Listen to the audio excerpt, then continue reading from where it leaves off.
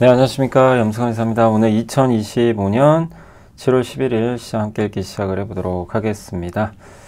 사실 미중 갈등이 시작된 건 아니고 오늘 히토류 얘기가 좀 있어서 그거 좀 말씀을 드리겠고, 그 다음에 어쨌든 지금 시장 자체는 계속해서 견조한 그런 모습인데, 어쨌든 오늘은 좀 쉬어갔죠. 코스피도 좀 이제 너무나 달려왔기 때문에 약간 좀 쉬어가는 그런 모습이지만 아직까지는 견조한 것 같습니다. 그래서 오늘 일단 해드릴 내용들 몇 개 좀 소개해 드릴게요. 오늘 미국하고 미국 마감 상황하고 히토류 얘기가 오늘 좀 컸죠. 그리고 한국의 상법 개정안에 대한 해외 시각. 한국은행에서 쓴 자료인데 되게 좋았습니다. 메리츠증권의 김선우 연구원님이 썼던 그런 이제 내용과도 약간 비슷한 결이 있고, 그러니까 이번 반도체 사이클 다르다는 거예요. 그 이제 근거를 적어주셨고, 삼성 디스플레이, 애플 폴더블 스마트폰 독점 공급, K-팝, 캐츠아이 이제 음원 호조. 캐츠아이가 하이브의 신인 그룹인데 이제 글로벌 그룹이죠. 근데 여기가 좀 호조를 보이고 있고, LNF가 오늘 주가 올랐는데 그 내용하고, 올해 200% 상승한 MP 머티리얼즈 요 내용입니다. 요게 이제 오늘 미국 증시에 좀 화두고, 자사주 소각 이후의 투자 아이디어, 그다음에 기업 분석, 금호석유, JYP 엔터, HS 효성첨단 소재, 유니드, 제노셈, 전자공시는 LNF, 넥센, 솔로인, 글로벌 텍스프리, 그리고 대덕, 롯데관광개발, 동국제약까지 말씀드리겠습니다. 일단 히토류는 이제 안 보라고 보시면 되겠고, 그리고 이제 다우, 나스닥, S&P 모두 올랐고 반도체 올랐고요. 특히 제약바이오 좋았습니다. 반면 빅테크는 조금 쉬어갔어요. 그리고 금리 좀 올랐고요. 유가가 좀 빠졌습니다. 근데 엔비디아가 종가 기준으로 4조 달러 넘겨버렸어요. 대단하고 비트코인 같이 갔고, 미국 국방부가 일단 이제 그 미국 내에서 유일하게 히토를 생산한 MP 머티리얼즈의 지분을 안보 차원에서 취득한다고 발표했어요. 그래서 MP 머티리얼 주가가 50% 올랐어요. 히토류 기업이에요, 미국 내. 근데 이제 그 지분 취득한다 그래서 테슬라 오랜만에 올랐습니다. xAI의 그 그록이라는 AI 챗봇 서비스가 있거든요. 그걸 전기차에 넣게 돼요, 테슬라. 그리고 비트코인 가격 올랐고, 자, 그리고 이제 그 목요일 미국 증시는 어쨌든 종가 기준 엔비디아가 올랐고, 위험 자산 선호 현상 지속되고 있고, 구리에 대한 관세 부과 이런 게 있는데 시장은 그냥 무시하고 있습니다.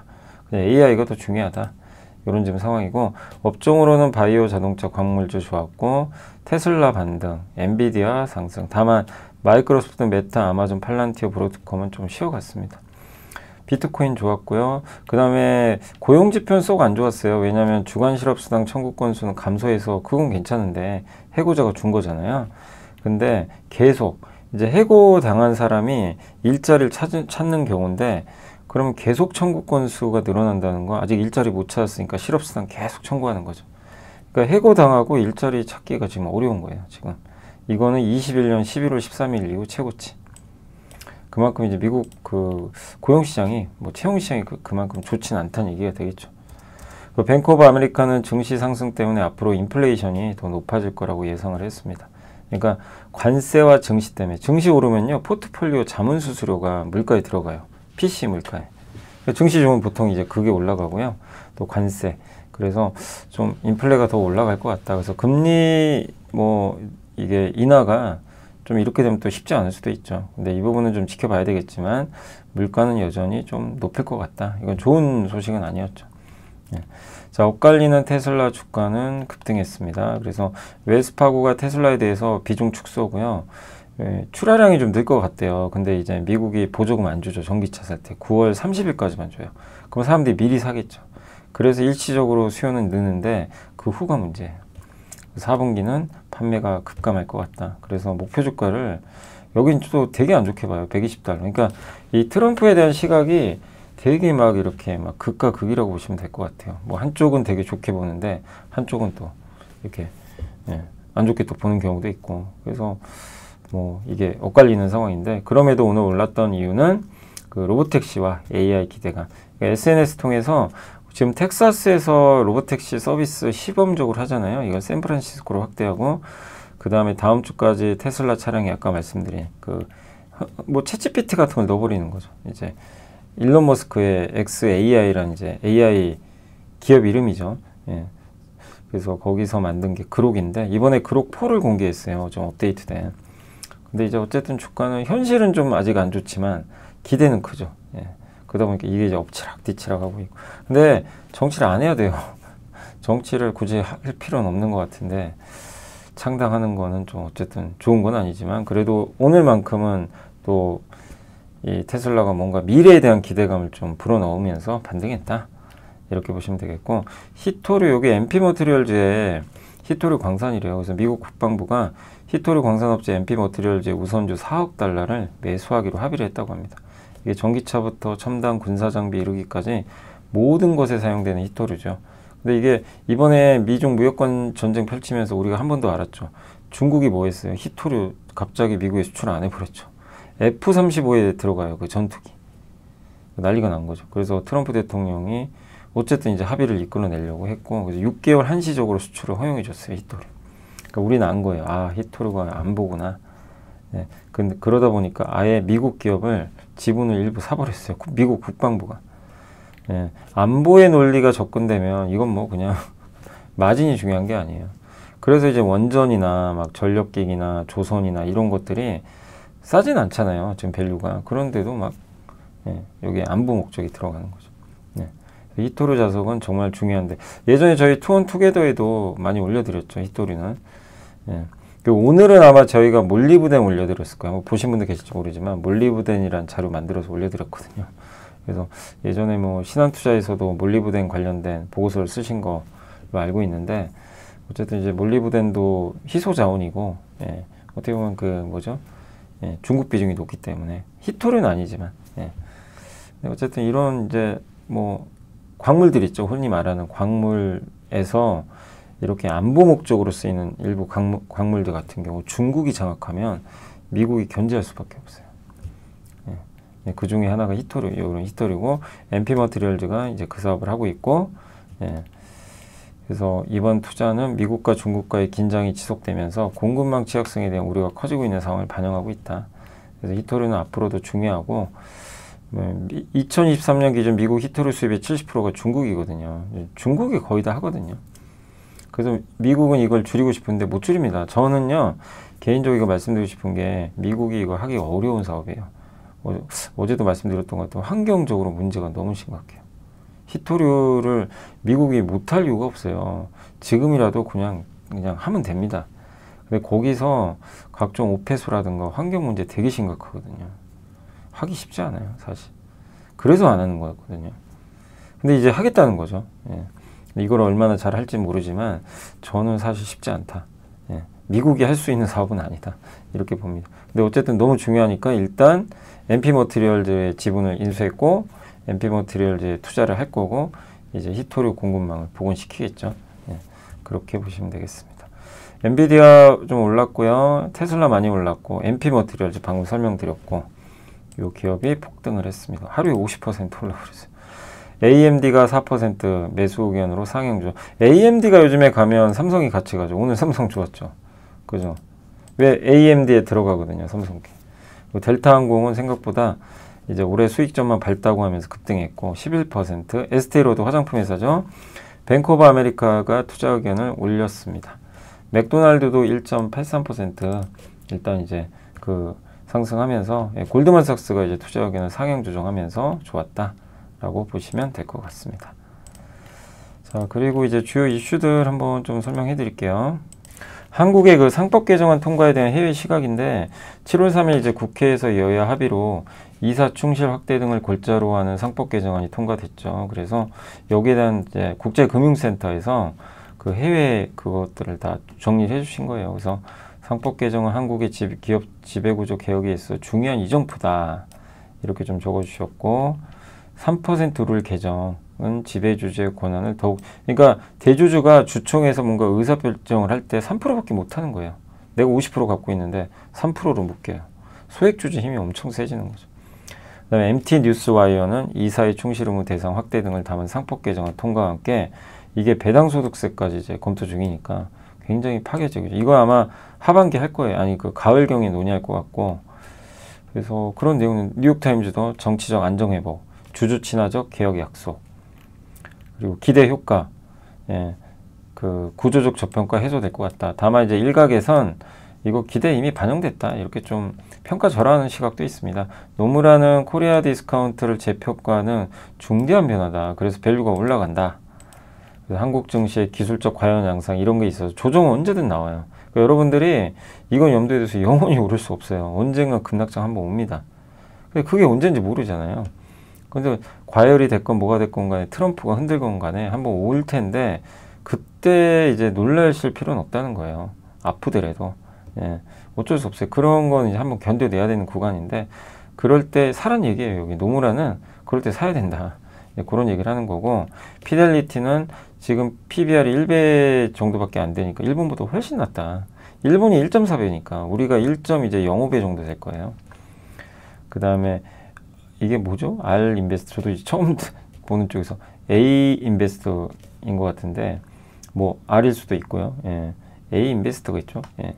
어쨌든 그 이번 개혁으로 지배구조 기준이 충족되면 MSCI는 한국을 선진국으로 분류할 수 있다. 예. 소시에 따라 제한할 주주보호 강화가 골자다. 그래서 지금 한국 증시에 긍정적이다. 근데 UBS는 되게 안 좋게 보더라고요. 기업들이 실제 이거를 움직여줘야 된다. 저도 그렇게 생각해요. 기업이 움직이지 않으면 의미가 없어요. 그래서 뭐 뭔가 좀 변환하겠지만 조금 이미 가격이 또 반영됐고 기업들이 움직이는 거 좀 보자 이런 내용입니다. 근데 제한 요인도 있습니다. 이런 국회에서 논의된 법안들은 비교적 이행이 쉬운 과제인데 궁극적으로 지배구조 개선 있잖아요. 요거는 시간 걸린다. 근본적인 개혁이 필요하다. 이렇게 적어주셨고 재벌 기업에 주로 해당되는데 이게 한국 경제에 과연 득이 될 거냐 이런 또 내용도 있는 것 같고 야당과 기업이 반발할 거다. 소송 증가도 할 거고 이런 것들은 좀 위험 요인이다. 뭐 이런 내용도 있고 지배주주의 반발이 있다. 근데 저는 그렇게 생각을 안 해요. 지배주주가 반발할 수도 있지만 우리 소액주주분들은 얼마나 그동안 상심이 크셨습니까? 뭐 어떻게 할 방법도 없고 맨날 당하고만 있는데 그잖아요. 이제 바뀌어야죠. 그러니까 아니 이게 지배주주를 뭐라고 하는 게 아니라 이 가치를 똑같이 맞추자는 거예요. 왜 여기는 1이고 소액주주는 0.5밖에 안 되냐 이거죠. 이걸 1대1로 맞춰야죠. 비중을. 권한은. 그동안은 낮았잖아요. 그런 걸 바로잡는 거기 때문에 그 부분에 대해서 지배주주가 반발할 이유가 있는지는 잘 모르겠습니다. 그건 아니라고 보고요. 어쨌든 이번 상법 개정은 코리아 디스카운트 해소를 위한 의미 있는 출발이다. 다만 후속 조치 실행이 좀 필요하다라는 부분도 좀 보시면 되겠고요. 그다음 반도체가 한국은행 자료입니다. 그래서 한번 말씀드린 핵심은 요거예요. HBM 중심의 메모리 사이클은 IT 혁명 그 1990년대 후반 그거랑 거의 비슷할 것 같다. 이런 내용입니다. 그래서 지금 빅테크, 소버린, 국가가 주도한 인프라 투자 경쟁적이죠. 여기서 경쟁이에요. 그러니까 HBM 수요가 폭발하는 거예요. 그냥. 예. 그래서 기존의 범용 메모리 반도체는 차별성이 굉장히 적어서 가장 싸게 많이 생산하는 기업이 승자가 됐지만 HBM과 같은 주문형 제품은 높은 기술력과 고객 확보 능력을 가진 기업이 차별적으로 시장을 지배한다. 그러니까 이거는 김선혜 연구원이 했던 얘기랑 똑같죠. 이게 저도 이제 계속 반복드리죠. 여러분들 방송 보신 분들 아마 이제 이게 아마 머릿속에 다 들어가실 거예요. 아, 이번 반도체 사이클은 과거랑 다르다. 그래서 하이닉스가 쉽게 안 꺾이고 삼성은 나중에 쫓아가는 사이클. 이렇게 될 것 같다. 이렇게 아마 이해를 하고 계실 텐데 한국은행에서도 정확하게 그 점을 집어줬습니다. 근데 어쨌든 지금 승자는 삼성이 아니에요. 승자 독식이니까 하이닉스고 다만 이제 빈틈을 삼성전자가 파고들어서 이제 점유율을 회복할지는 이제 삼성이 어떻게 하느냐에 달려 있는 거죠. 그래서 반도체는 최근에 이 어려운 환경에도 우리 수출을 지지하는 굳건한 버팀목 맞잖아요. 근데 2분기 반도체 수출은 지금 높은 증가세를 기록했습니다. 그러니까 든든한 어쨌든 선발 투수예요, 반도체가.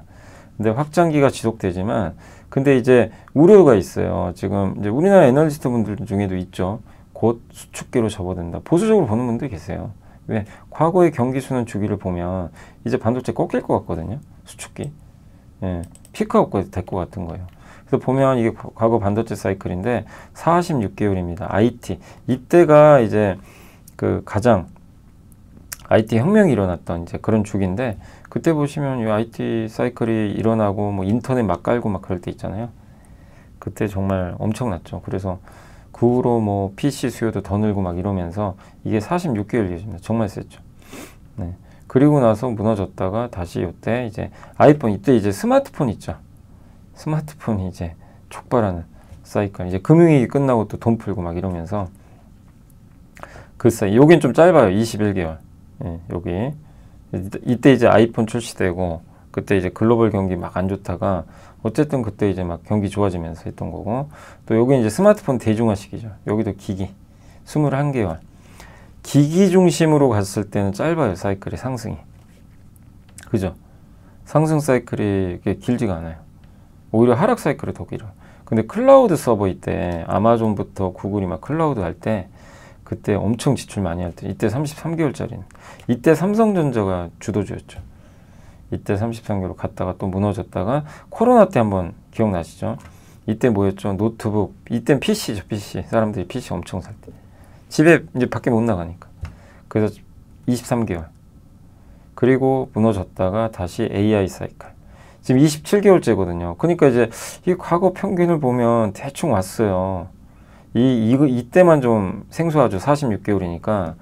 야, 이거 보면 이제 팔아야 되는 거 아니냐. 이제 이 논리예요. 그죠? 여러분 이해 가시죠? 이거 딱 보면.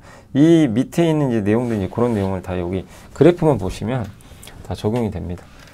그러면 이제 요 보고서 핵심은 제가 읽어보니까 논지는 뭐냐면 이 AI 사이클은 요거랑 똑같다는 거예요. 비슷하다는 거예요. 27개월이죠. 그러면 아직도 20개월 남았죠. 20개월이면 1년하고도 한 6개월 넘죠. 그죠? 1년하고 6개월 좀 넘죠. 1년 8개월? 8개월 가까이 돼요. 1년 8개월 가까이. 아직도 그 정도 남아있는 거죠. 그죠? 예. 맞죠? 20개월이니까. 19개월. 예. 그러니까 최소한 1년 반 이상 남아있어요. 지금 사이클이. 1년 반이면 27년 상반기엔 좀 꺾인다는 얘기죠. 27년 상반기.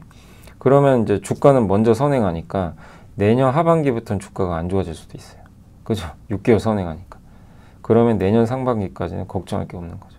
그러니까 저게 맞으면 내년 상반기까지는 뭐 반도체에 대한 비중을 유지해야 되는 거죠. 조정받으면 더 사야 되는 거고. 그러니까 이거에 대한 이제 고민을 해야 되는 거예요. 그래서 되게 중요한, 이거는 저는 그래프라고 생각을 합니다. 네, 그 내용들이에요. 그래서 이제 방금 설명드린 내용들이 나와 있고 하니까 이제 요건 넘어갈게요. 네.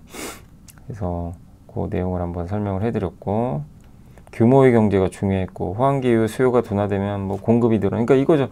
이게 좋을 때 수요가 팍 늘다가 이제 업체들이 공급을 팍 늘립니다. 수요 꺾이죠. 공급 과잉. 그래서 망가져요. 그렇게 됐던 거죠. 그리고 소비자 기기 중심의 확장 국면과 IT 인프라 투자할 때 여기가 더 세요. 오래간 따. 더 상승. 왜냐하면 승자 독식이기 때문에 인프라 구축에 소요되는 수요가 압도적으로 커요. 그래서 2000년대 초 기억하시죠? 광대역 인터넷망, 인프라 투자, 그때 휴대폰, 노트북까지 연결되고. 근데 이번 반도체 수출 확장기는 지난 확장기랑 마찬가지로 AI 혁명이에요. IT 혁명과 이제 비견되는 거죠. 그래서 AI 혁명은 시대적 변화라는 측면에서 IT 혁명 대중화 확장기에 비견할 수 있다. 아까 설명드린 게 요 내용이고, 그래서 이거 주도권 선점하려는 기업과 국가가 치열하게 경쟁합니다. 서로 막 반도체 가져가려고. 그러니까 엔비디아가 괜히 가는 게 아니고, 하이닉스가 괜히 가는 게 아니고, 예. 이에 따라 AI 기능을 구현하기 위한 필수인 고성능 HBM이 역시 메모리를 주도하고 있죠. 범용 메모리랑 다르잖아요. 범용은 차별성이 없어요. 근데 HBM은 주문형, 압도적 성능을 원합니다. 그래서 하이닉스께 제일 먼저 선택이 되는 거고, 삼성이 못 쫓아가죠. 예. 그래서 그 다음에 고객과 친하게 지내야 돼요. 엔비디아의 모든 걸 맞춰줘야 돼요. 예. 이게 고자세로 나가면 안 돼요. 그래서 1, 2를 감안하면 오래 갈 것 같다. 이번 상승 기간은. 근데 다만 리스크는 미국이 반도체 관세 때릴 수도 있어요. 지금 조사 중이거든요. 그걸 때리면 이제 충격이 한번 오기도 한다는 거죠. 선수요 효과로 반도체 가격이 또 먼저 급등한 것도 있기 때문에, 그러니까 이 부분은 좀 조심하자는 얘기입니다. 그러니까 리스크는 트럼프의 반도체 관세 부과, 요 부분 아직 이게 안 나왔죠. 예.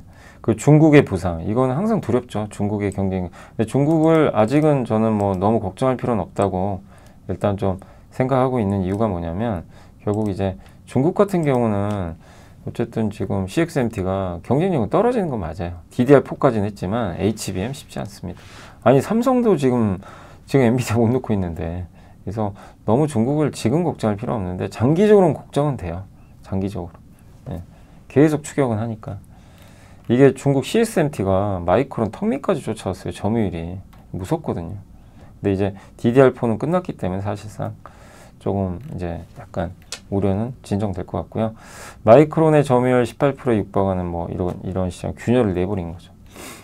그래서 결론으로 가면 근본 확장기는 AI 인프라 및 기기 수요에 힘입어 오랜 기간 지속될 것 같다. 한 46개월짜리. 그래서 앞으로 사이클은 1년 반 이상 지속될 것 같다. 주가 측면에서 1년 더 남았다. 이렇게 좀 보시면 될 것 같습니다. 요 논리가 맞다면 그런 내용입니다. 그래서 한국의 반도체, 요게 AI 혁명 여기거든요. 요 파란색 선 있죠. 요게 뭐냐면 이제 요 파란색 선이 그 IT 혁명기예요. 요 궤적을 따라갈 거로 보는 것 같아요, 지금. 그 가능성이 높죠.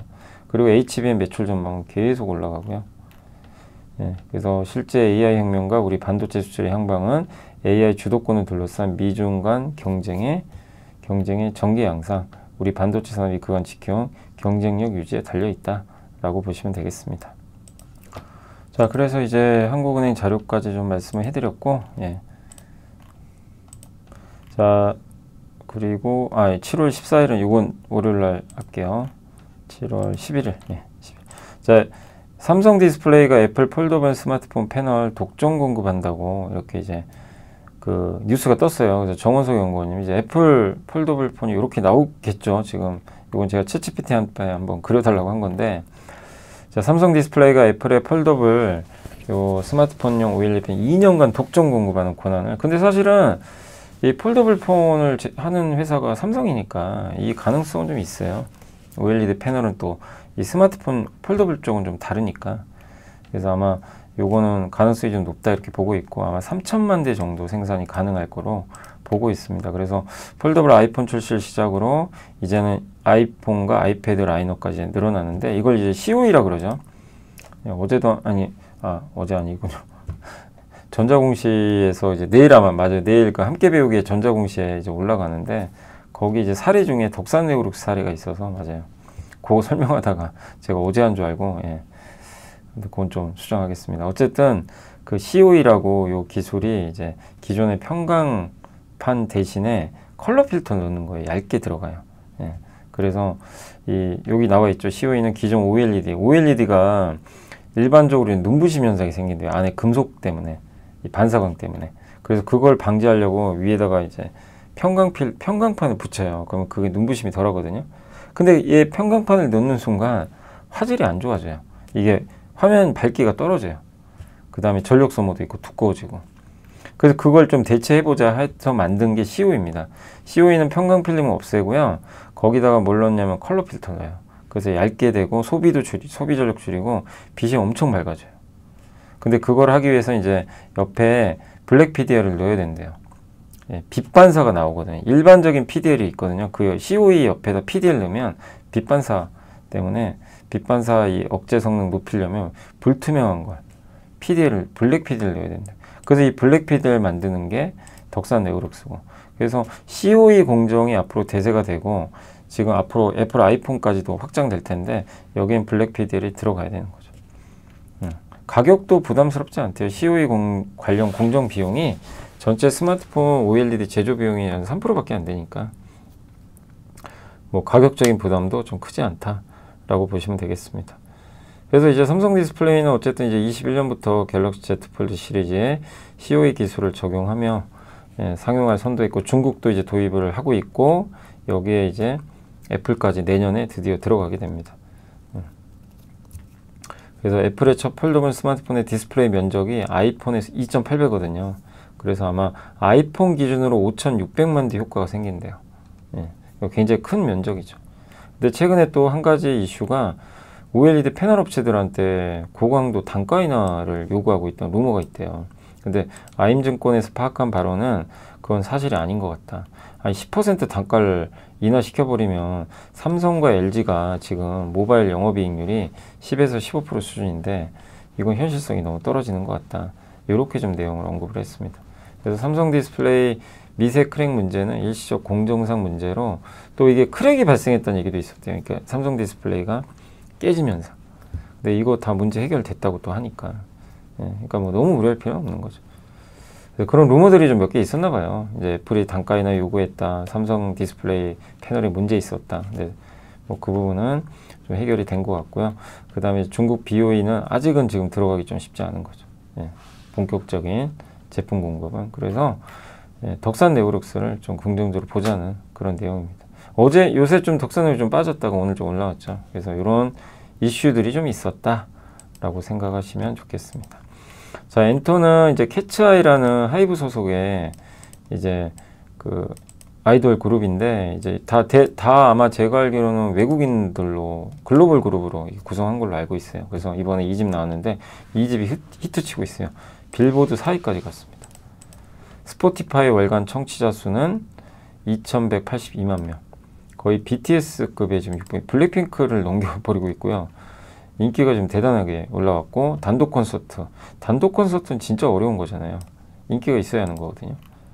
그래서 성공을 하고 있어요. 하이브가 참 이런 거 잘해요. 하이브가 신인 발굴해서 딱 키우는 거, 이걸 정말 탁월하게 잘하는 것 같아요. 그래서 이번에 캐치아이도 결국엔 좀 좋은 성과를 내고 있고, 예, 이렇게 되면 계속 이게 선순환 구조죠. 기존 아이돌 잘하죠. 또 새로운 아이돌. 예, 이 부분이 굉장히 돋보이는 것 같습니다. 여기가 이제 캐치아이고 4등 했고요. 스포티파이 월간 청취자 수. 한국에 어제 데몬헌터스 한번 소개해드렸죠. 예, 데몬헌터스. 저희가 카드뉴스로도 올려드렸거든요. 한번 예, 여기 카드뉴스로 한번 저희가 올려드렸는데 그 K-팝 뜨면 뜬다. 예, 이거 한번 저희가 구성해서 어제 한번 제가 소개해드렸던 그 내용이에요. 예, K-팝 붙으면 뜬다. 빌보드 점령한 데몬헌터스. 예, 그래서 한번 나중에 이거 시간 되시면 저희 투원톡에도 들어와서 이 카드 뉴스도 한번 들어보시면 좋겠어요. 이거 재밌어요, 영상도. 이렇게 실제 라면 먹는 장면이 있고, 예, 되게 재밌습니다.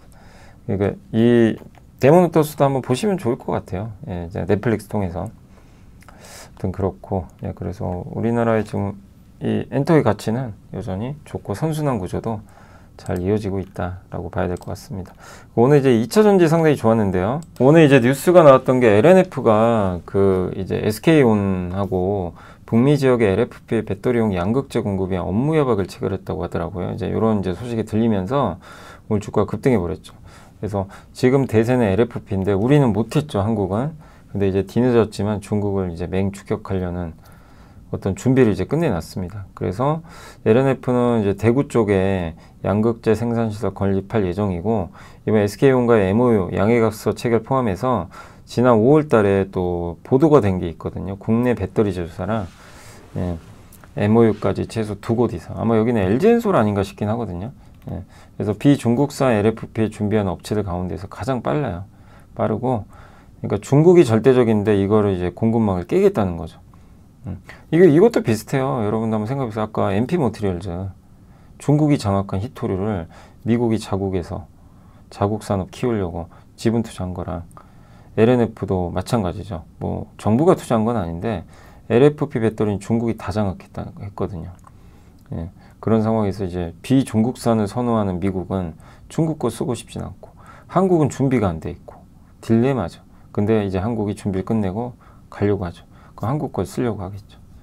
그래서 LFP 이제 우리도 좀 준비가 되고 있다. 그래서 내년 3분기부터 가동 시작을 기대하고 북미 시장을 겨냥한 거고요.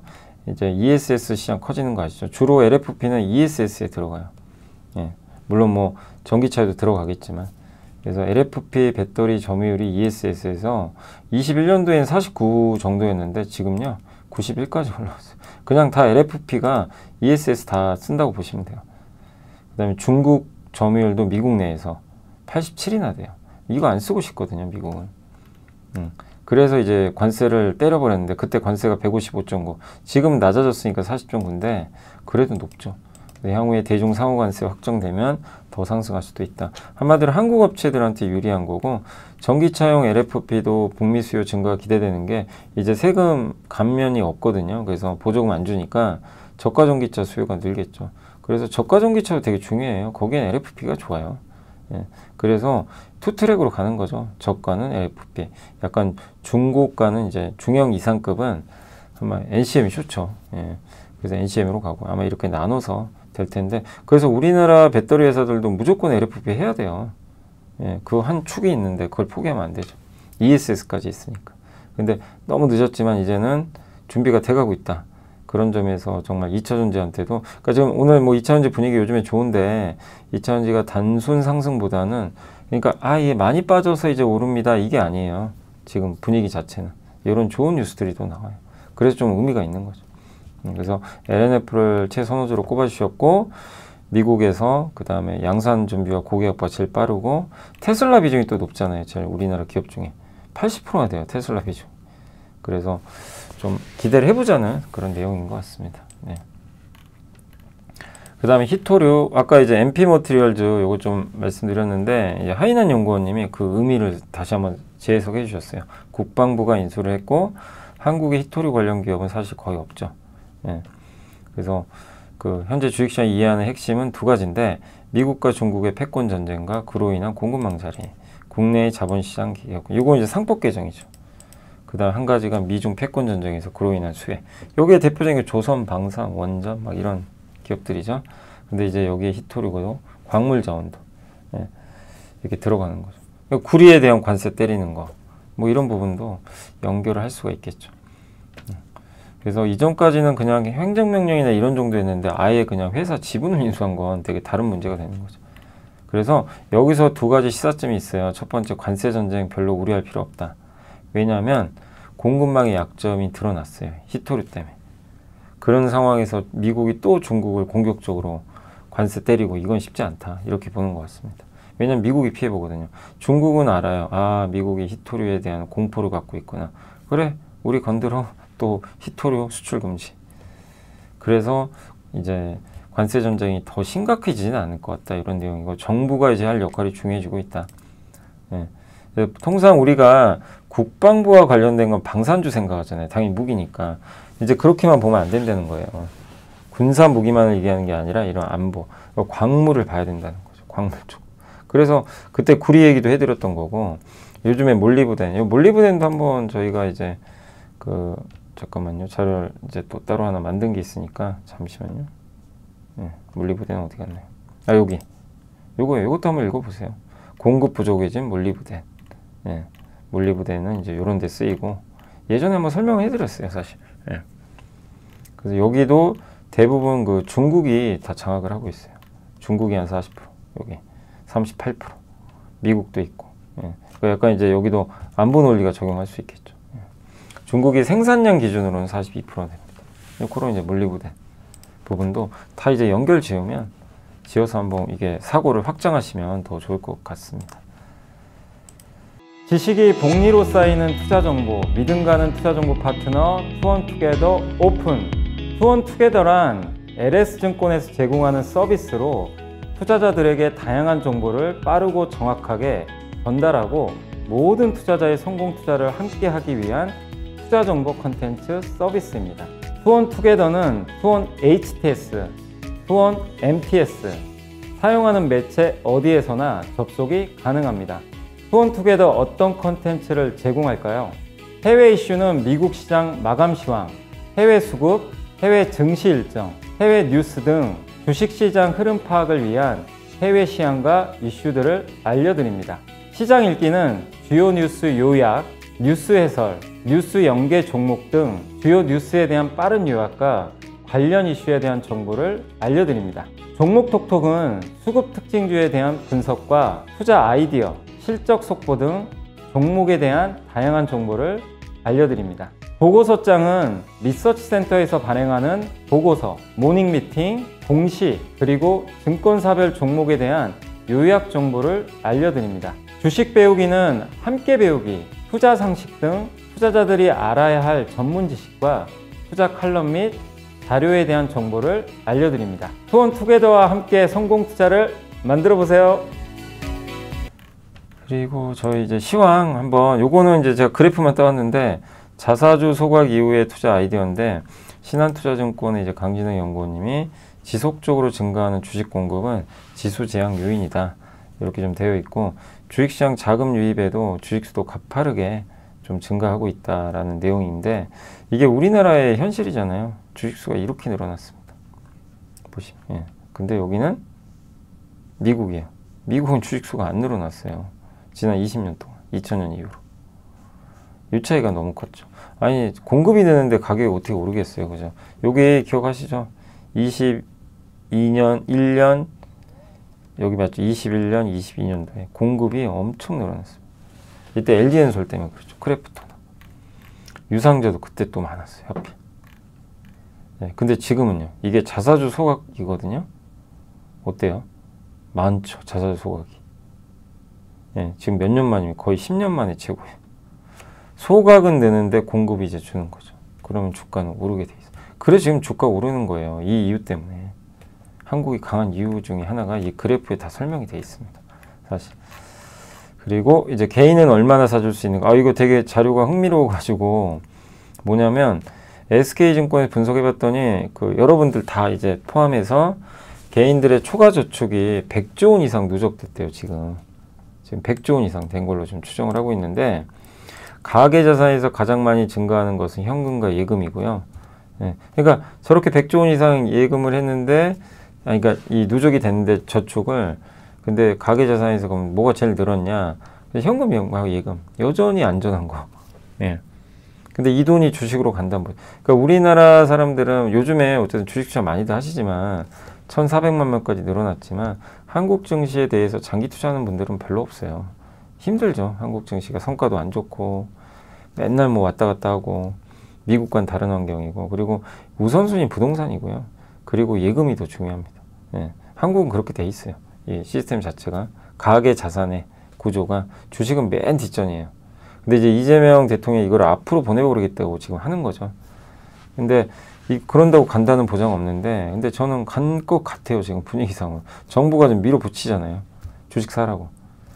그래서 부동산 쏠림 현상이 발생하면 주식시장 향할 돈은 제한적이지만 물꼬를 터주면 어쨌든 움직일 거란 말이에요.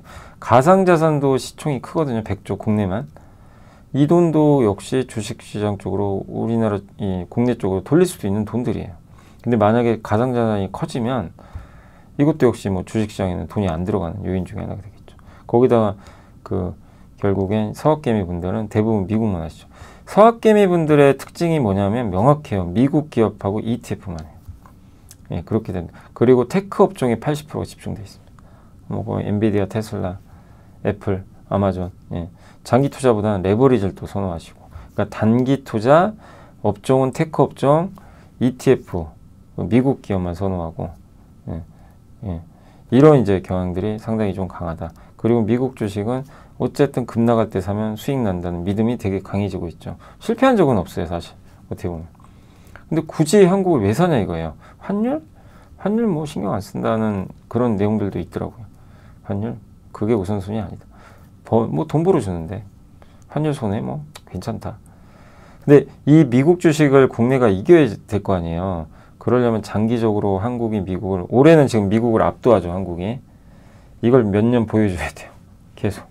그래야 돈이 돌아올 거래요.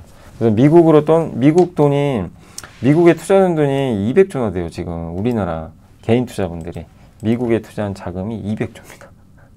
엄청나죠. 이 돈 중에 일부만 돌아온다고 생각해보세요. 국내 증시는 또 폭발해요. 돌아올지 안 올지는 몰라요. 예, 가능성도 있죠. 보여준다면. 진짜 이제 한국 믿을만한데. 예, 부동산도. 야, 부동산 이게 좀 접근성이 이제 떨어지는데 한국 주식 믿을만해. 예, 가계에서 나올 수 있는 돈들은 많아요. 주식시장으로. 이 물꼬를 지금 이재명 대통령이 틀려고 지금 하는데 트인다면 이게 새로운 세상이 펼쳐지는 거예요. 진짜. 개인 수급으로 인해서. 여러분도 한번 고민해서 그게 될지 안 될지는 모릅니다. 누구도. 예, 조건은 지금 만들어지고 있는데 그게 된다면 또 한 번의 뭔가 큰 변화가 생기는 거죠. 그러니까 아직은 시작도 안 한 거예요. 어떻게 보면. 그런 부분에 있어서. 수급적인 면에서. 지금 외국인만 사가지고 올라온 거잖아요. 자, 그렇게 시황 말씀드렸고 이제 기업으로 좀 넘어가 보겠습니다.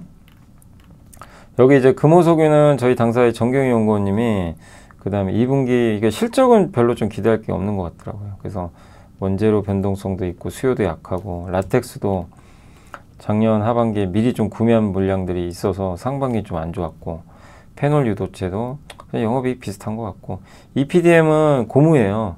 저기 이제 자동차나 이런 데 들어간 특수 고무인데 마진율이 좋은데 이것도 마진율이 꺾여버렸고 당분간 좀 약하다. 대신에 이제 투자 아이디어는 약하지만 이미 반영은 됐잖아요. 금호석유가 자사주를 많이 갖고 있어요. 그리고 앞으로 소각을 하려고 이미 어느 정도 그 주주환원 정책도 발표를 해놨죠. 예. 그래서 이 기업가치 재고 이 부분으로 한번 주가는 괜찮지 않겠냐라고 보는 것 같습니다. 그래서 현재 PBR이 0.7배 정도 지금 이제 적용을 해서 16만 6천 원으로 목표 주가 올려줬어요. 그러니까 한마디로 지금 뭐 업황이나 이런 게 좋다 이런 것보다도 예, 근본적인 이제 이 금호석유의 가치 대비해서 평가가 이제 떨어졌던 이런 주주환원이나 이런 부분들 자사주 소각이 이제 가능해지면서 좀 좋은 모습이 나오지 않겠냐라고 생각하고 있는 것 같습니다. 그리고 JYP 엔터는 이제 사실 그 엔터주 중에 제일 지금 부진하죠, 요즘 최근에. 근데 2분기 실적은 괜찮을 것 같은데 트와이스도 있고 스트레이키즈 있죠. 여기가 주력 아이돌이죠. 여기가 이제 컴백하면서 좋은 좀 분위기를 이어주고 있고, 그래서 2분기 영업이익은 시장 기대치를 상회할 걸로 보고 있습니다. 근데 아쉬운 건 이거예요. 트와이스랑 스트레이키즈가 주축이죠. 여긴 좋아요. 너무 잘하는데 있지, 엠믹스, 넥스지, 키플릭 같은 기대했던 이제 이 그룹들이 성과가 만족스럽진 않대요. 그러니까 더 성장을 해줘야 되는데 그게 좀 부족한 것 같아요. 그러니까 이들의 성장이 좀 아직은 크지 않은 게 아쉽다. 그리고 스트레이키즈는 뭐 정말 대단하고요. 월드투어 두 건의 하반기 글로벌 앨범 발매도 있고, 그래서 2분기 실적부터 강력한 IP인 스키즈가 돌아와서 좋지만 이거를 만회해줘야 돼요. 강력한 저연차. 저연차는 데뷔한 지 얼마 안 된 아이돌. 여기가 올라와야죠. 그게 있어야 된다. 그래야 주도주가 돼요. 그래서 어쨌든 지금 이런 부분이 아직 안 보이니까 JYP는 주도주가 되긴 어렵다. 일단 현재까지는 그래요. 엔터 내에서. 되려면 저연차 그룹의 성과가 반드시 필요하다. 이걸 제일 잘하는 기업 그룹이 바로 하이브 같은 그룹이죠. 하이브나 그 YG엔터. 근데 그걸 뭐 JYP가 못한다 이거보다도 한번 기다려 봐야죠. 그렇게 해주길. HS 효성 첨단 소재는 관세 불확실성에도 펫 타이어 코드 글로벌 1위거든요. 그래서 이 타이어 코드 잘하고 있고, 경쟁사 증설이 이제 부재한 상황에서 양호한 전방 수요, 타이어 교체용 전기차용 좋고, 탄소 소모가 좀 아쉽죠. 이게 한참 좋았는데 중국이 막 너무 많이 만들고 업황도 꺾이고, 수소 연료전지 같은 데 많이 들어가는데 수소 보관 용기. 그렇지만 그래도 베트남 설비 가동이 되면서 턴어라운드 할 걸로 보고 있습니다. 한마디로 최악은 끝났어요. 탄소 소모가 좀 안 좋았는데 좋아지고 있습니다. 이제 돌릴 걸로 보고 있어요. 그리고 원래 타이어 코드는 잘했고, 이런 걸 종합하면 이제 좀 회복을 기대해보자 라는 그런 내용으로 보시면 좋을 것 같습니다. 그래서 탄소 소모 부진에 따른 기업가치 하락에도 본업이 단단하다. PBR은 0.8배로 단단하다 했고, 그래서 아마 이 목표 주가 올렸어요. 그래서 HS 효성 첨단 소재도 그때 좀 몇 분이 물어보시더라고요. 그래서 요 내용 보시고 잘 좀 보유하시면 좋겠습니다. 유니드도 지금 최근에 그냥 주가가 빠지지도 않고 오르지도 않아서 좀 답답한데, 실적은 그냥 고만 할 것 같아요. 왜냐하면 이제 기대치에 그냥 부합할 것 같고, 2분기가 실적 성수기라고 합니다. 이번 분기 예상보다 컸던 환율 하락과 해상 운임 상승이 다소 아쉽다. 그런 내용이고, 중국의 염화칼륨 강세로 인한 유니드 가성 탄산칼륨 판가 상승 반사수에는 확실히 이제 스프레드 개선에 긍정적으로 기여했을 것 같다라는 그런 내용입니다. 그래서 국내 법인 판가도 상승을 했는데, 유니드는 캐나다에서 원재료 수입하거든요. 이제 그거는 가격이 오른 게 아니기 때문에 판매가는 올랐는데 원재료 가격이 똑같다면 수익성이 좋아지는 거죠. 그리고 여전히 중국의 염화칼륨 재고가 이제 낮은 수치니까 적정 레벨보다 염화칼륨 가격 상승세가 이어져서 염화칼륨 가격이 또 원재료 가격이 오르면요 판가가 더 올라요. 그런 부분을 좀 기대해보자라는 내용입니다. 3분기는 근데 이익은 좀 줄 거래요. 왜냐하면 국내 전기료가 오르고 4분기에 전기 보수가 있어서. 그러니까 하반기 실적은 조금 이제 감이 갈 수 있다는 거 염두에 둘 필요는 있다라는 내용입니다. 그래도 전체 올해 이익은 34% 증가할 수 있으니까 큰 그림에선 변함이 없는데, 좀 3, 4분기에 대한 이익이 올해 상반기보다는 좀 줄 수 있다는 거. 그 점은 이제 그런 점 때문에 아마 주가 그래서 지금 꽉 막혀 있는 거예요. 주가 싸잖아요. PBR 0.5배밖에 안 돼요. 싸니까 버티는데 위가 뚫으려면 뭔가 이제 한 가지 모멘텀이 나와야 되는데 그게 또 없다 보니까 이제 좀 막혀 있다라는 개념으로 보시면 좋겠습니다. 자, 제너셈은 이제 반도체 후공정 자동화 전문 장비 업체인데요. EMI 실드, 요게 이제 그 전자기기에서 발생하는 전자파 있죠. 이걸 차단하는 장비예요. 그래서 아이폰에 첫 적용이 되고 이후 우주항공에도 적용이 됩니다. 예.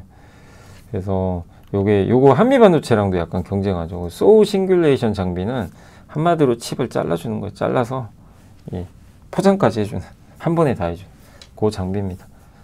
그게 있고, 요것도 사실 한미반도체가 예전에 하던 장비인데 제너셈도 하고 있고 주력이죠. 그다음 HBM용 웨이퍼 마운트 앤 리무버인데 웨이퍼, 그러니까 이 그라인딩이 뭐냐면 웨이퍼를 갈아요, 얇게. 그거 하기 전에 웨이퍼를 어떤 캐리어에 이게 붙였다 뗐다 해야 되거든요. 그런 장비라고 보시면 돼요. 그래서 여기 좀 설명해 드릴 건 뭐냐면 이게 반도체 후공정 웨이퍼 있죠. 웨이퍼에서 만들어진 이제 반도체가 있죠. 동그랗게 생긴 이 웨이퍼에 네모난 것들 있죠. 이렇게 자르기 전에 이렇게 저걸 잘라내야 돼요. 하나씩 하나씩. 그 전에 이제 반도체를 이제 웨이퍼를 가지고 후공정에서 떼어내는 작업을 하는 게 바로 요 사이클인데, 첫 번째가 라미네이션이에요. 여기 네모난 거 보이시죠? 여기 라미네이션. 예. 제가 여기다 뭐 이상한 테이프 있죠? 테이프를 붙여요. 안전하게 하려고. 예. 그래서 라미네이션은 그 웨이퍼를 보호해주는 테이프를 붙이는 겁니다. 예. 그래서 이 웨이퍼가 이 공정을 할 때 깨지면 안 되잖아요. 휘거나. 예. 그래서 저걸 붙여준다. 예. 라고 보시면 되고, 두 번째는 이제 백그라인드라 그래서 웨이퍼 뒷면을 갈아버려요. 얇게 해야 되거든요. 그걸 그라인딩 공정이에요. 근데 제너셈의 장비는 여기 테이프 있죠. 이거 붙였다 뗐다 하는 거. 요걸 하는 게 이제 제너셈 장비고, 그리고 그라인딩 공정은 이제 그 얇게 연마해주는 CMP라고도 합니다. 웨이퍼 소우는 이제 뭐냐면 세 번째는 저 하나의 저 네모난 것들이죠. 얘를 잘라요. 떼내는 겁니다. 요 하나하나를 다이라고 하죠. 그 공정이에요. 이렇게 잘라서 하는. 다이 어태치는 이 잘려 나온 개별 칩들을 쌓아요. 이렇게 3D로. 예. 그거를 이제 다이 어태치라고 합니다. 이렇게. 그리고 본딩은 이제 기판에 붙이는 거죠. 예. 붙이는 걸 본딩. 그 다음에 정렬된 칩들을 붙여주고 마지막으로 접합. 예. 칩을 이어주고, 그러니까 여기 보면 이어주죠. 이렇게 이어준 다음에 이제 로직 다이라고 맨 밑에 있는 다이가 있거든요. 거기에 탁 붙여가는 거죠. 요 과정이라고 보시면 돼요. 예. 그래서 그런 쪽에서 이제 일부 장비들이 들어간다라고 보시면 되겠습니다. 그래서 25년 매출액은 좀 이제 올해는 뭐 큰 폭 성장은 좀 어렵고요. 예. HBM 생산 능력이 좀 이게 감소하면서 고객사에, 그래서 좀 매출이 좀 감소할 걸로는 좀 전망은 하고 있습니다. 근데 내년을 기대하고 있어요. 내년에 HBM4 단수도 증가하고. 그래서 내년부터 순차적인 매출 성장을 기대하자. 그래서 제너셈은 부담은 없습니다. 오른 게 없어요. 주가 완전 바닥권에 위치해 있고 밸류도 낮고. 다만 내년을 본다면 올해 하반기부터는 한번 고민해 볼 필요가 있는 기업이죠. 만약에 내년이 진짜 좋아진다면. 그런 관점으로 한번 고민을 해보시면 좋을 것 같습니다.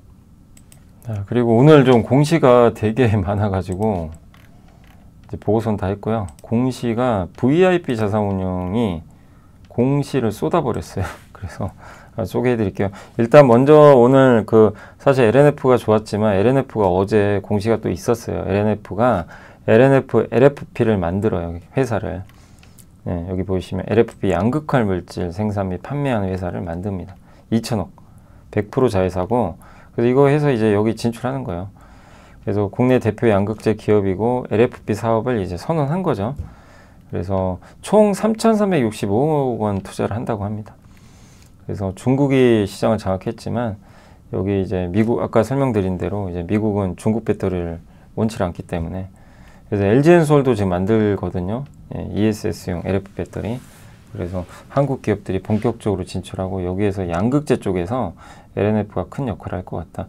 양극재에서 LFP를 한다는 건 굉장히 의미가 있어요. 네. 긍정적 결과를 좀 기대해 보겠습니다. 넥센은 아시죠? 넥센 타이어 지주사고요. VIP 자산운용이 이제 지분을 뭐 0.99% 추가한 거예요, 추가. 예, 그래서 총 지분율은 6.19%. 솔루엠도 지금 또 늘렸어요. 1.34% 더 샀어요, VIP 자산운용이. 그래서 아시죠? 이 디지털 가격 표식이 이렇게.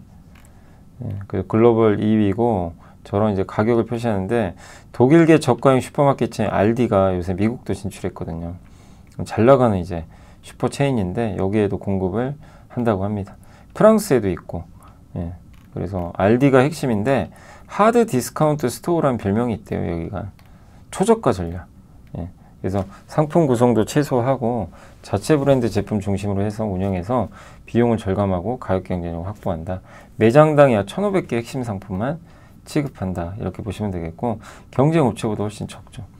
또 매장 인테리어 간소화하고 광고 최소화하고 직원 수 줄이고 철저하게 하는데 이제 이런 이제 사업을 하는 게 알디인데 알디에 이제 공급을 하고 있다. 알디가 성장하면 솔루엠도 좋을 수 있는 거죠. 약간 한국의 다이소랑 비슷하다 이런 개념입니다. 그래서 그거 이제 제가 너무 많이 적어놨네요. 솔루엠은 이제 알디 외에도 여러 군데 공급을 하고 있고 다만 이게 실적이 예상보다 안 좋아가지고 수주는 많이 쌓이는데 이게 매출이 안 잡혀요. 숫자로. 그래서 좀 늦어지고 있는데 뭐 올해는 하반기는 좋아지지 않을까 이렇게 기대를 하고 있고요. 어쨌든 VIP 자산운용이 이제 이렇게 지분을 더 산 이유도 있겠죠. 그러니까 어쨌든 솔루엠은 완전 왕따 줍니다. 너무 못 갔죠. 주가 못 갔지만 좀 회복을 기대해 보겠습니다. 수주 잔고 계속 좀 지켜봐야 되겠고 이번 2분기 실적은 어쨌든 좀 확인을 해볼 필요는 있는 것 같습니다. 자, 그리고 글로벌 텍스프리는 원래 VIP 자산운용은 제가 이제 계속 추적을 했잖아요.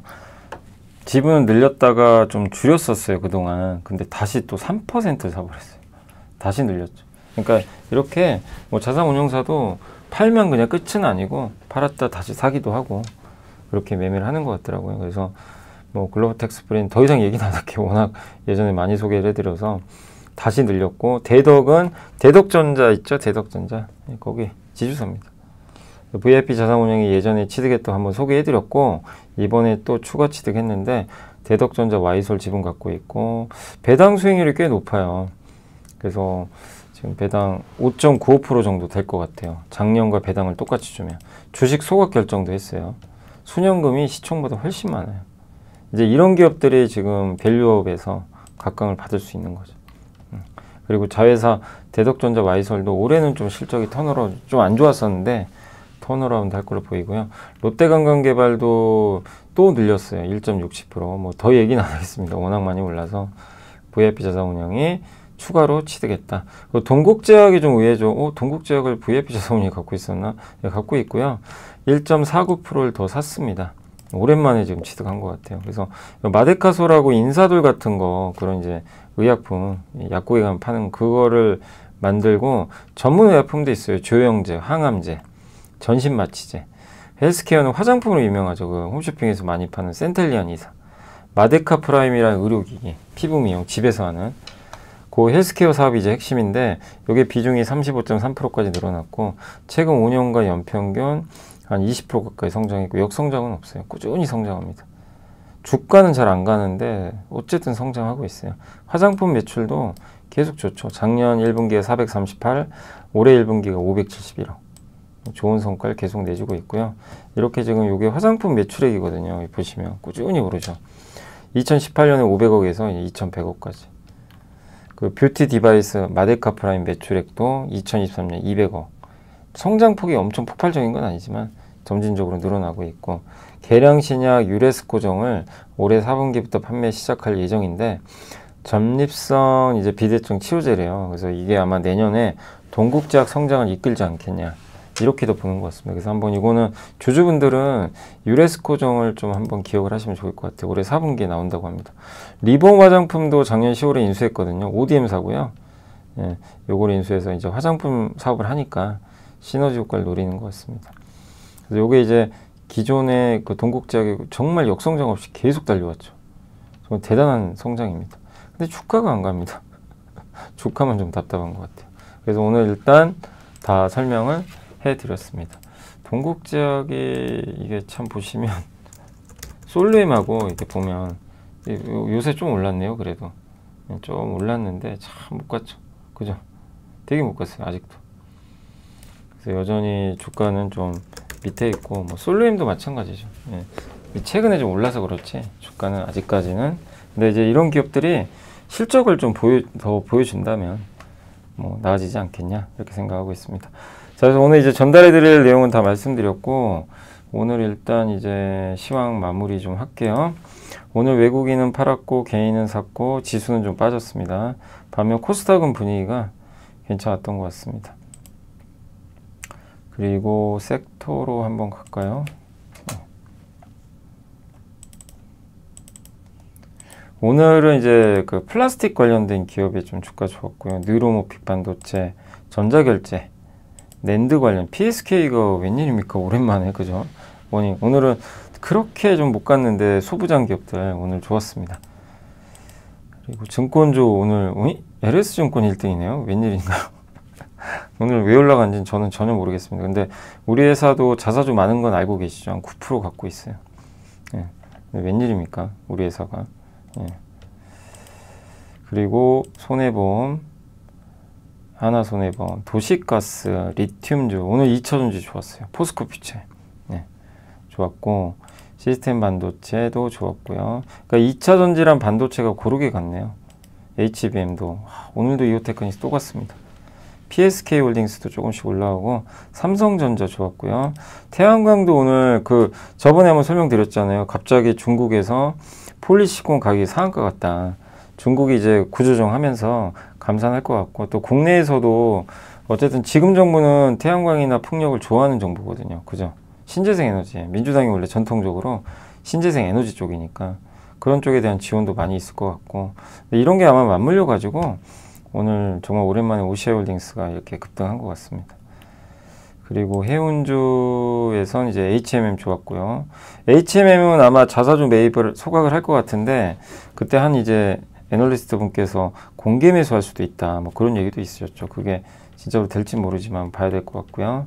석유화학도 요즘에 좋죠. 대한유화 오늘 분위기 좋았습니다. 롯데케미칼, 금호석유도 좋았던 것 같습니다. 비료 관련주도 좀 올랐고요. 반도체, 장비, 2차전지, LNF가 11%, 시멘트 관련주, 플렉서블, OLED, 오늘 덕산 네오록스. 오늘 올라간 이유들이 이제 앞서 다 설명드렸죠. 아, 이래서 갔구나. 그러니까 그 재료가 일시적인지 구조적인지는 좀 확인을 해봐야 되겠죠. 솔브레인도 좋았고요. 그래서 오늘은 이제 반도체 2차전지였고, 다만 오늘은 정유주, 이노베이션 왜 빠진 거야? 참, 이게 2차전지 아닌가요? 모르겠습니다. 참. 아무튼 이노베이션 좀 빠졌고, 딱히 이유는 없고요. 조선주는 오늘 좀 빠졌고, 이게 잠깐, 조선주. 오늘 현대미포나, 요새 조선주는 좀 시들시들해요. 주가 좀 많이 오른 부분도 있다 보니까. 네이버가 오늘 좀 빠졌고, 기자재 다 빠졌고요. 편의점, 면세점 일부 좀 조정받았습니다. HDC가 오늘 8%나 빠졌네요. 그죠? 이거 많이 오르긴 올랐어요. 보시면 어디 갔나요? 차트가. 굉장히 많이 올랐죠. 그죠? 보시죠. 작년에 VIP 자산운용이 투자했을 때가 여기에요. 그러니까 정말 아주 난리가 아니죠, 지금. 급등락이. 그래서 오늘은 특별한 이유는 없겠지만, 제일 매력 있는 지수사 중에 하나죠. 근데 다만 그건 좀 주의하세요. 단기간에 주가가 좀 가파르게 올라왔기 때문에 좀 쉬어갈 수는 있다. 뭐 그런 정도로 보시면 좋겠습니다. 그리고 오늘 우주항공주들도 오늘 조금 태웅이 좀 빠졌군요. 태웅. 우주항공이라고 하기보다는 좀 관련 방산주가 좀 안 좋았고, 건설주는 오늘 DLNC는 좋았지만 삼성물산이 조금 영향을 받았고, 전력기기도 오늘은 좀 쉬어갔던 것 같아요. 두산 에너빌리티 뭐 다 대동소이합니다. 나빠서 빠졌다가 아니라 쉬어간다. 원전도 마찬가지. 정말 많이 달려왔기 때문에 그걸 좀 쉬어가. 그러니까 삼성전자가 가는 날은요, 2차전지 3전이 가죠. 그러면 기존 주도주가 빠져버려요. 오늘 그랬잖아요. 그죠? 3전 가면서 기존 주도주 쫙 일제히 조정. 이런 흐름은 지난주에도 한번 있었죠. 그런 부분으로 보시면 되겠습니다. 그래서 요즘에 강의했던 하나에어로, 네이버, 하이닉스, 현대모비스 다 빠졌죠. SK스퀘어, 롯템, 그리고 SK이노베이션, SK 현대일렉트릭 다 최근에 아주 강했던 기업들은 일제히 빠졌고, 카카오페이도 이제 스테이블 코인으로 많이 갔는데 오늘은 충격을 받았습니다. 두산도 급락. 그러니까 오늘은 증시가 빠진 것도 있는데 기존 주도주들에 대한 매도가 좀 심했던 날이었던 것 같습니다. LS도 좀 빠졌고, 네. 소외주는 올라갔고, 그리고 코스닥은 바이오가 좀 빠졌습니다. 어제 엄청 올랐잖아요. 바이오가 오늘은 좀 밀려버렸고, 그 반면에 2차전지, 반도체가 바톤 터치. 그리고 오늘 오랜만에 JYP 올라왔습니다. 그래서 오늘 주인공은 이오테크닉스예요. 어제도 그렇고 요새 이오테크닉스 아주 뜨겁습니다. 솔브레인도 좋았고, 한마디로 반도체, 예, 그 2차전지가 주도했다라고 보시면 되겠습니다. 이 거래대금 쪽에서는 요새 제일 인기 많은 게 두산에너빌리티고요. 그리고 하나솔루션 좋았고, 두산에너빌리티, 현대로템, 하나에어로 좀 쉬어갔습니다. 포스코퓨처엠 2차전지, 삼성 SDS가 이제 20만원 향해 가고, APR은 감액 배당한대요. 감액 배당이 뭐죠? 세금 안 내도 되는 배당입니다. 옛날에 대신증권도 그랬고, 좋은 결정. 주주와는 자리 주는 기업이에요. 참 APR 모범생이에요, 모범생. 네. 그리고 오늘 LNF OCI 홀딩스, 네. 좋았고, 코스닥 한번 가보겠습니다. 그리고 마무리를 하도록 하겠습니다. 코스닥에서는 알테오젠, 참 저도 코스닥 모르는 기업이 많아가지고, 형지글로벌, 여기가 그거 아닌 거예요. 형지글로벌이 이게 뭐죠? 그 야구, 예, 야구 유니폼인가요? JYP, 이오테크닉스, 예, 에코프로비엠, CTK, 그리고 LS증권, 네. 엑셈, 펜트로는 오늘 좀 많이 빠졌고요. 자람 테크놀로지, 네. 솔브레인까지 이렇게 해서, 뭐 월덱스도 최근에, 월덱스도 맞아요. 그 VFP 자사운이 얼마 전에 지분 취득했죠. 네. 자, 그래서 오늘 1시간 정도에 걸쳐서 이렇게 좀 설명해 드렸는데, 어쨌든 고생들 많이 하셨고요. 네. 시장이 어쨌든 굉장히 너무 이제 이런 걱정들은 드시죠. 너무 오르다 보니까 이게 너무 오른 게 또 걱정이에요. 예, 그럴 수는 있어요, 당연히. 왜 언젠가 급락이 나오거든요. 이렇게 오르면 그게 언제일까? 예, 그게 좀 두렵기도 하죠. 예, 그러니까 적절하게 이렇게 쉬고 가는 게 사실 좋아요. 좋은데 지금 우리나라 증시는 그럴 상황이 아니에요. 지금 그런 거 용납을 안 합니다. 이제 주가가 재평가받고 있기 때문에 뭔 소리야, 가야지. 약간 이런 느낌으로 달려버렸습니다. 그래서 이제 3,200까지 오늘 찍었고, 정말 순식간에 갑니다. 순식간에. 3,000. 여기 3,300도 이제 얼마 안 남았고요. 뭐 저는 넘을 거라고 봅니다. 날짜가 지금 당장은 아니고, 예, 좀 시간은 걸리겠지만 결국 3,300은 좀 넘어갈 걸로 일단은 보고 있습니다. 그래서 작년 말에 기억하시겠지만, 작년 말 기억하시죠? 제가 작년 말에도 함께 배우기 이제 마지막 날 이제 연초에 한번 보시라고, 그때 정말 너무 우울할 때였어요. 한국 증시는 정말 그냥 왕따라 왕딴 다동하고, 거기서 한국 주식에 해야 됩니다 하면 욕 먹고. 근데 그때 이제 제가 했던 게 기억나는 게, 그 12척의 배가 있다 기억나세요? 예, 이순신 장군을 좀 빙의해가지고 작년 12월 기억납니다. 그때 이제 말에 이제 그 12척의 우리나라 증시가 좋아질 수 있는 12척에 뭐가 있다, 이렇게 한번 말씀드렸는데, 거기서 이제 기억나는 것 중에 하나가 연기금 많이 살 거다. 예, 그건 정확히 맞았죠. 예, 연기금이 실제로 좀 많이 사주면서 진짜 방어를 해줬죠. 예. 그래서 어쨌든 지금 생각하면 참, 예, 그때 왜 이렇게 우리나라가 저렇게 소외받고 있었을까, 그런 좀 생각도 들긴 하는데, 이제는 이제 뭐 그런 일은 없었으면 좋겠고, 이제 3,300 넘어서 저 위를 여는 흐름이 좀 잘 나와주기를 한번 기대를 해 보겠습니다. 그래서 역사를 썼으면 좋겠고, 이게 연봉 차트거든요. 그러니까 매년, 예, 요 올해 말에는 어쨌든 요 위에서 끝나주길 기대 한번 해보겠습니다. 중간에 좀 쉬는 거는 저는 좀 쉬어야 된다고 생각해요. 조금은. 예, 너무 달려서 약간 조정은 필요하다고 생각은 합니다. 그래야 더 갈 것 같습니다. 자, 아무튼 오늘 고생들 하셨고요. 이번 주 내내. 내일은 그 전자공시 탑업인 주식 취득이라고 그 M&A 관련된 이제 공시랑 일요일 날은 이제 제가 저번에 말씀드린 대로 그거 좀 만들어 놨어요. 그 텔레그램 채널들. 예, 제가 주로 보는 다른 건 아닌데요. 어쨌든 이제 텔레그램 채널, 예, 중요한 여러분들 정보 획득도 갈 수 있는 그거 일요일 날 그거 좀 소개해 드렸으니까 참고하시면 좋겠습니다. 자, 저는 또 다음 주 월요일 날 찾아뵙겠습니다. 한 주간 고생하셨습니다.